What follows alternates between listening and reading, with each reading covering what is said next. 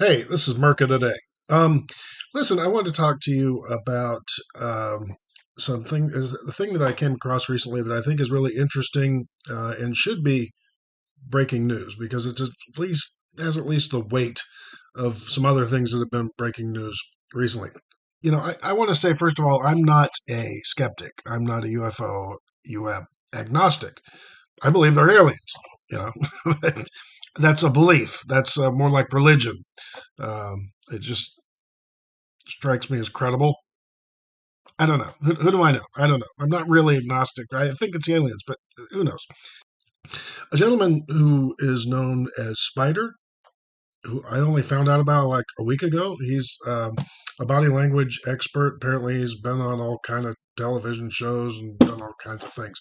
And he evaluated the congressional testimony of the UFO UEP whistleblowers. And one of the things that was really interesting is that uh, he zeroed in on some things with David Grusch that I think were really fascinating. I'm going to run through these with you real quick, and then I'll provide a link in the comments section down to this guy's actual video. It's very long. He goes through the whole thing in detail, combing through various body language signals, and with I think what is a very even hand. But he zeroed in on this one exchange where Burlinson, who is one of the investigators, a congressional dude, says, so has there been activity by alien or non-human technology and or beings that caused harm to humans? Grush says, the activity I personally witnessed, myself and my wife, was very disturbing. Slightly condensed version of what he said there, but that's the meat of it. But again, if we go back to an interview that he did with News Nation with Ross Coulthart, in that interview, he said in response to the same question, the question, have humans been harmed by non-human technology? He says, quote, I was briefed by a few individuals on the program that there were malevolent events like that, yes. The conclusion, it isn't even based on body language. This is completely saying two different things at two different times about the same situation. Either you and your wife witnessed this horrible thing, or you've been briefed by other people who did and you haven't seen anything. And what's interesting is during the actual testimony, he says multiple times that he's never seen anything. But then he says he has seen things. So I just thought that was interesting. There's another contradiction in both the testimony and in the things that subsequently the news coverage, because they will come out and they will say the government will not cover this.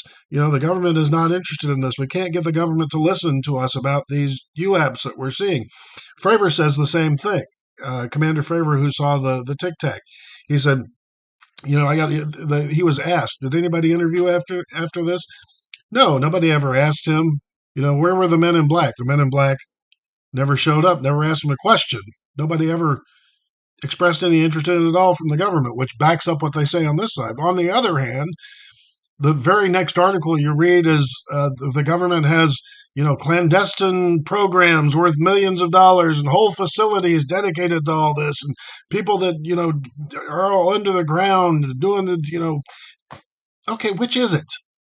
Do they really, really, really care about this? In which case, they should have come and interviewed Commander Fravor, right? Or do they not care about this at all? In which case, you're complaining that they're not caring at all. So we need to decide between those two things. But as far as Grush goes, much of his testimony was based upon saying, people are getting hurt, people are getting killed, your job's going to be ruined, you're going to be destroyed. Well, Fravor, nobody destroyed him. He came out and said he's never had a problem with it. Nobody even talked to him. Okay, so does it occur to anybody that Grush, who has been an intelligence asset his whole life, maybe working for intelligence still, could possibly be trying to thwart this whole effort by going publicly and saying, if you come out and say this, I don't want to say that I'm going to hurt you, but there's people out there that will hurt you. They're terrible people, and I don't like them very much, and that's why I'm telling you that they're going to kill you if you say any of this stuff. Maybe you should think about that. Maybe he's not the guy on the white horse.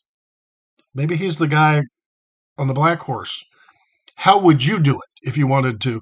You couldn't come right out and, publicly threaten everybody, but you could, hey, we're going to send this guy up to tell everybody, you better watch out. You better keep your mouth shut about this. And we're going to do it in live, open testimony to make it all real public.